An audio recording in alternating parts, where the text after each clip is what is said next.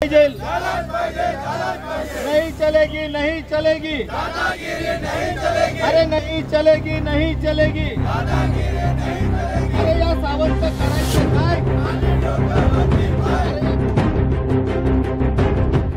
डोकारे साखर कारखाना सुरू करण्यासाठी शेतकऱ्यांचा महामार्ग रोको.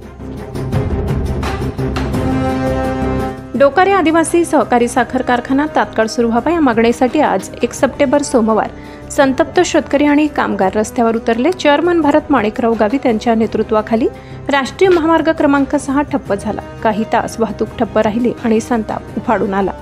भारत माणिकराव गावित यांनी स्पष्ट सांगितले, आम्ही वारंवार द्वारकाधीश यांना भेटलो, पण द्वारकाधीश असे म्हणत आहेत की आदिवासी कारखाना सुरू होण्यासाठी भांडवल नाही माझ्याकडे, म्हणून कारखाना सुरू करता येत नाही. मी विचार करतोय. आम्ही वारंवार प्रशासनालाही भेटलो, पत्रव्यवहार केला, पण निष्कर्ष काहीच नाही. हा कारखाना सुरू व्हायलाच पाहिजे, नाहीतर हे आंदोलन आणखी तीव्र होणार आहे. घोषणांनी महामार्ग दणाणून गेला. कारखाना सुरू झाला पाहिजे, नाहीतर रस्ता मोकळा होणार नाही. भरत गावित यांनी थेट इशारा दिलाय. सरकारकडून दिलेली जबाबदारी सांभाळण्याऐवजी द्वारकाधीश दुर्लक्ष करत आहे. आता हा समाज गप्प बसणार नाही. शेवटी पोलीस निरीक्षक अभिषेक पाटील यांनी आंदोलनकर्त्यांशी चर्चा करून रास्ता रोको मागे घ्यायला भाग पाडलं. मात्र संतप्त शेतकऱ्यांनी तहसील कार्यालयावर मोर्चा वळवला आणि मुसळधार पावसातही उपोषण सुरू केले. आदिवासी सहकारी साखर कारखाना चालू झाला पाहिजे यासाठी सर्व संचालक मंडळ, शेतकरी बांधव आणि कर्मचारी एकत्रितरित्या आम्ही आंदोलन केलं, रस्ता रोको केला आणि धरणे आंदोलन करत आहोत. वेळोवेळी शासनाचा आम्ही पाठपुरावा केला. शासनाने सुद्धा त्यांना समज दिली, पण अजूनपर्यंत आदिवासी कारखाना हा द्वारकाधीश कारखान्याकडनं चालू करत नाही. कुठंतरी आडमोठी धोरण घेऊन त्यांनी हा कारखाना बंद ठेवलेला आहे. आमची विनंती त्यांना आहे की हा शेतकऱ्यांचा कारखाना आहे, आदिवासींचा कारखाना आहे, तो चालू झालाच पाहिजे. यासाठी माननीय उपमुख्यमंत्री अजितदादा पवार साहेब यांनी संयुक्तरित्या बैठक लावली. आयुक्तांना बोलवलं. त्या ठिकाणी सगळे अधिकारी होते. त्यांना सांगितलं की द्वारकाधीश कारखान्याला सांगा आणि हा कारखाना चालू करायला लावा. आदिवासी समाजाचा एकमेव महाराष्ट्रातला कारखाना आहे असं हे महाराष्ट्राच्या उपमुख्यमंत्री अजितदादांनी सांगितलं आणि त्या पद्धतीने हालचाली झाल्या. त्यांना पुण्याला बोलावण्यात आलं. संचालक मंडळ त्या ठिकाणी गेलं. संयुक्तरित्या मिटिंग झाली आणि त्या ठिकाणी त्यांनी सांगितलं की हो, मी कारखाना चालू करतो, पण अद्यापपर्यंत हा कारखाना चालू झाला नाही. त्यांनी एकमेव धोरण ठेवलेलं आहे की आमच्याकडे पैसा नाही, आमची कुवत नाही, आमच्याकडे कुवत नसल्यामुळे आम्ही हा कारखाना चालवण्यासाठी सक्षम नाहोत, म्हणून हे ते कारखाना चालू करत नाही.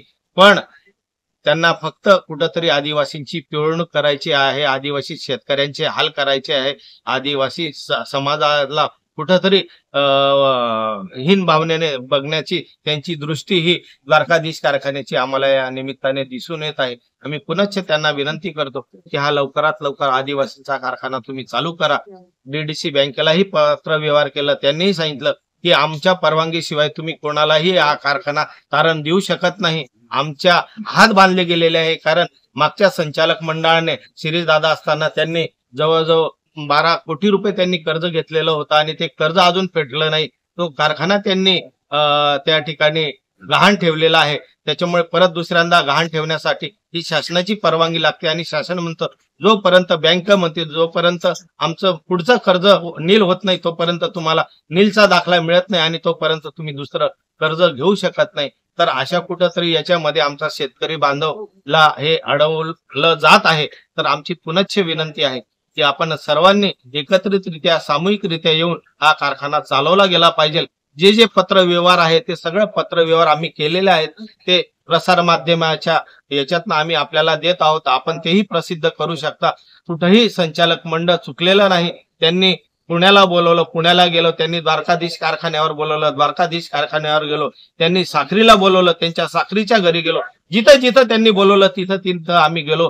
पण आमचे जेवढे प्रयत्न होते ते सर्व नाकाम झाले आणि शेवटी नाईलाजास्तव आम्हाला या ठिकाणी येऊन बसण्यासाठी भाग पडलं. म्हणून प्रशासनाला आमची विनंती आहे की प्रशासनाने याच्यामध्ये मध्यस्थी करून हा आदिवासींचा कारखाना चालू झाला पाहिजे.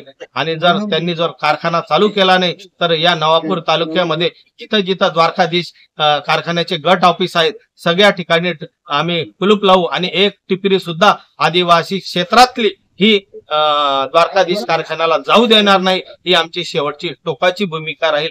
पुनश्च आपल्या प्रसारमाध्यमाच्या याच्यातनं त्यांना विनंती करतो की त्यांनी लवकरात लवकर हा कारखाना चालवण्यासाठी सहकार्य करावं, एवढीच आमची विनंती. जेव्हाही संचालक मंडळाची मदत किंवा जी त्यांना सहकार्य लागेल ते 100% सहकार्य करण्याची जबाबदारी ही आमच्या संचालक मंडळाची आहे आणि भविष्यात राहणार. बिचारे आज आमचे कर्मचारी उपासमारीची वेळ आली आहे, अर्ध्यावर त्यांचा पगार झालेला आहे, कर्मचाऱ्यांना सुद्धा पगार नाही, त्यांचे मुलांचे शिक्षणाची फी भरण्यासाठी त्यांच्याकडे पैसा नाही. तर अशा परिस्थितीमध्ये आमची जी हेळसाळणं होत आहे ती तुम्ही थांबवली गेली पाहिजे. मागच्या वेळेस सुद्धा कारखान्याच्या गळीत हंगाम तुम्ही चालू केला नाही. मागच्या वेळेसही सुद्धा हा आदिवासींचा ऊस हा कुठंतरी आम्हाला गुराळ्याला कमी भावात मध्ये नायला जास्त द्यावा लागला. पण यावेळेस आम्ही तुम्हाला विनंती करतो की तुम्ही आदिवासींची ही हालअपेष्टा थांबवा आणि आदिवासींना जर खरंच तुम्ही न्याय द्यायचा प्रयत्न करत असणार तर हा आदिवासी तुम्ही कारखाना चालवा. आणि जर तुमच्याकडनं जर कारखाना चालवायची क्षमता नसेल, तुमची कुवत नसेल, तर तुम्ही तसं आम्हाला लेखी स्वरूपात द्या की आम्ही हा कारखाना चालवण्यासाठी असमर्थ आहोत. तर हा आदिवासी माणूस पुढे येईल आणि हा आमचा कारखाना आम्ही 100% चालू करू हे संचालक मंडळाच्या वतीने सांगतो.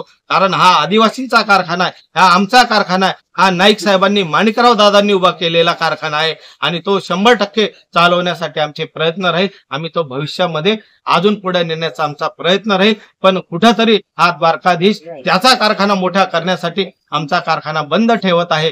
तर हे कुठंतरी व्यापारी दृष्टिकोन त्याने बंद ठेवून हा कारखाना पूर्ववत चालू करावा, तेवढंच त्या निमित्ताने सांगतो. पुनश्च आपल्या प्रसार माध्यमाच्या याच्यातनं त्यांना आम्ही नम्रपणे विनंती करतो की आदिवासींचा कारखाना लवकरच चालू करावा, एवढंच या प्रसार माध्यमाच्या याच्यातनं विनंती करतो. धन्यवाद. जय आदिवासी. या आंदोलनात जगन कोकणी, रावजी वडवी, बकाराम गावित, हरीश गावित, रमेश गावित, देवराम गावित, लक्ष्मण कोकणी, शीतल ठाकरे, जयवंत जाधव, नगरपालिकेचे माजी विरोधी पक्षनेता नरेंद्र नगराडे, मनोहर नगराडे, जैनू गावित यांच्यासह शेकडो शेतकरी व कारखान्याचे कर्मचारी मोठ्या संख्येने सामील झाले. डोकारेचा आवाज आता रस्त्यावरून येणार. कारखाना सुरू होईपर्यंत लढा सुरूच.